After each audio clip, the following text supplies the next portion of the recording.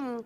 Hello everyone and welcome to Action RPG. I'm your host Aaron, and for today's video we're headed to the world of Last Epoch once again. 1.0 launch retrospective. And as you know, I've streamed almost 600 hours since 1.0 Last Epoch, and I saw the good, the bad, and the extremely ugly. There were people out for blood for this launch, and part of it was the passion that they wanted to play and they couldn't play and they felt like they were being cheated. It was a bloodbath for a little bit. This post is almost 2,000 words long. Actually, it's over 2,000 words long. And I don't plan on reading the whole thing because that video would be extremely boring. I will link this in the description if you want to read the whole thing for yourself.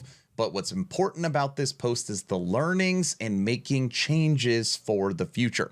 So let's see what happened with game launch. Now, this first paragraph right here is showing that 1.4 million people logged in with a peak concurrent player account of 265,000, which is good for 39th highest all-time concurrent on Steam, which is incredible. I mean, from how many players showed up, we were joking around that Wolcen Lords of Mayhem had a peak of 127, and I would be extremely disappointed if EHG could not beat Wolcen Studios, which obviously they crushed. And it talks about how there's a lot to celebrate, but ultimately, you know, there was a lot that went wrong as well. And what I actually keyed in and on this paragraph is 1 million people logged in. Does that mean 1.4 million copies has been sold? Because all we've seen is 1 million. That's a big number. So anyways, lots of high numbers. How the game works. In this section here, they talk about how to the player, when we boot up Steam, log into Last Epoch, create a character or select a character to physically log into the game. It seems easy to us, but there is multiple back-end systems to make all that function properly. And that for EHG, the services are never overloaded from a player count perspective, which means they don't run out of space because they can always throw more copies of the program out there to allow more players in. And it literally says that right here. Last Epoch has never once run out of the game servers for players because they're all interchangeable. You could just throw more copies of the game out there or space out there. So that was not the problem. Okay. Preparing for a launch. Now in here, they talk about how they had a problem at 090, which was the multiplayer launch, the game actually going online, where they hit 40,000 players. And as soon as they hit 40,000 players, the service matchmaking had a design flaw where it started to slow down, and there were many of servers available. Once 40,000 players had joined, the performance slowed down to a crawl. And this is something that they have been trying to fix since the multiplayer launch. Like, this was their big thing, that the volume of requests wasn't going to slow down the servers based upon capacity or those bugs. So they just continuously test this to make sure they were ready for launch. The morning of launch. The morning of launch, it's all about readiness, having a plan, being confident, and they felt really, really good that they could handle 120 to 150,000 players before things might start failing. And they had their fingers crossed that they could resolve any issues quick.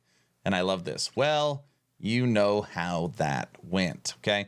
So I will say that I think they should have known, whether it's written here or not, that there was going to be more than this. I think they should have known there was going to be more than 150,000 players, especially based upon copies sold. Okay, what's fine. So the next 5 days, basically what happened was something called cascading failure. And cascading failure is when the root cause is X, and because of that failure, it puts strain on the other systems, which then causes them to fail. Those systems are working totally fine. They're working as intended. But because of that one main issue, it's the snowball effect where you have a ton of issues, And they had to deal with almost, 2 to 5x the number of requests that they normally had to deal with. And basically, the whole thing blew up. Again, I'm not going to read all this. Like, there is a lot of technical things in here. So just know that they really do break down the whys. I'm not going to read it all. There was also a huge problem that when you log into Last Epoch, it loads everyone into the end of time town. And when people keep logging in and out, trying to fix the problem, you're getting hundreds of thousands of requests to log into the same town, which also was a huge problem. They also talked about how they're very transparent, that in this post, they had to let a bunch of people in to recreate these problems to be able to fix them. So there was also a little bit of like, all right, we're going to throw you all into the deep end. We know you're all going to sink, but by sinking, we can fix the problem. Bad analogy. Okay, the final fix. This is now Sunday.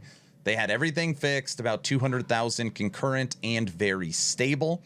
And this is really interesting. On day 5, with all the other back-end problems solved, we were able to get a more precise look at the party errors, and the culprit was a single innocent-looking line of code. A single line of code was supposed to be the most efficient request in our entire party service, but instead it ended up consuming all of the service's resources under heavy load, slowing down the entire service to a crawl.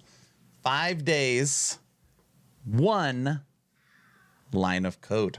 It took about an hour on Sunday afternoon to rearrange the party data so we could check over 200,000 players' party memberships without bringing down the service. We deployed the fix, the game came back up, and it's been online ever since. Okay, this is what I am now going to read. This is lessons learned. Lessons learned.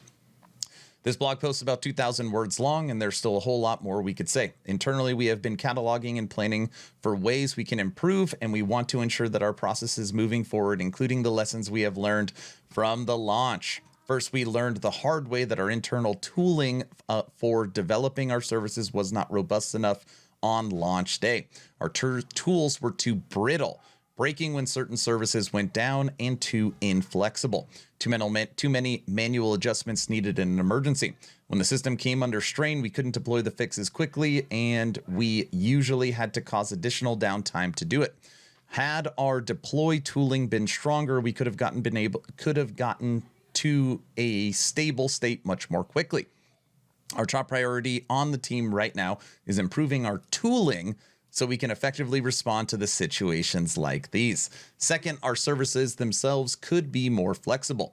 We had to make many changes over the course of the launch that should have been simple configuration changes, but instead required a full redeploy, which turned simple fixes into long, risky operations. This weakness was identified ahead of time and has now become a top priority to improve. Third, we needed to do a better job of anticipating how player behavior affected our back end.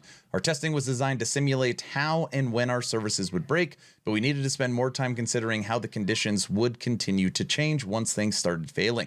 Now that we've seen what happens during a fraught launch, how players put pressure on services differently than when everything is working, we'll be able to incorporate the data into future tests. As an aside, for testing efforts in general was a huge success.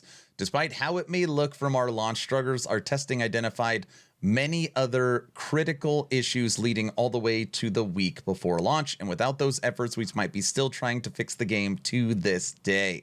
So I think right here at the end, they're just saying that they put in a ton of testing and a ton of effort.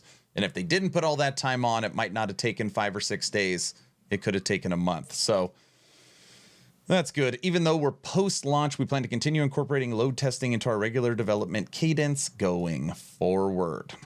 With the launch behind us, we're all very thankful to the players for showing so much passion for the game despite a rocky start. EHG started from a group of gamers hoping to make a great ARPG they wanted to play, and now EHE is a group of gamers hoping to make the game you want to play. And then it just says, thank you so much.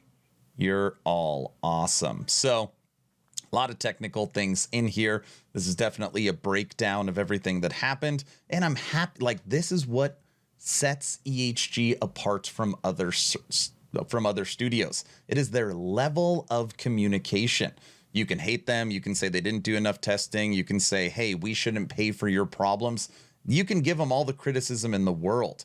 but I'm telling you, spending time with them in Germany and working with them for years now, they care. They're absolutely trying their best. They are opened. I believe everything that they are saying in this post, and that feels good. Like, we're all human. We're all allowed to make mistakes. It's what you do from those mistakes and learning from it. If they make the exact same errors at 1.1, well, maybe then they can continue to get more criticism.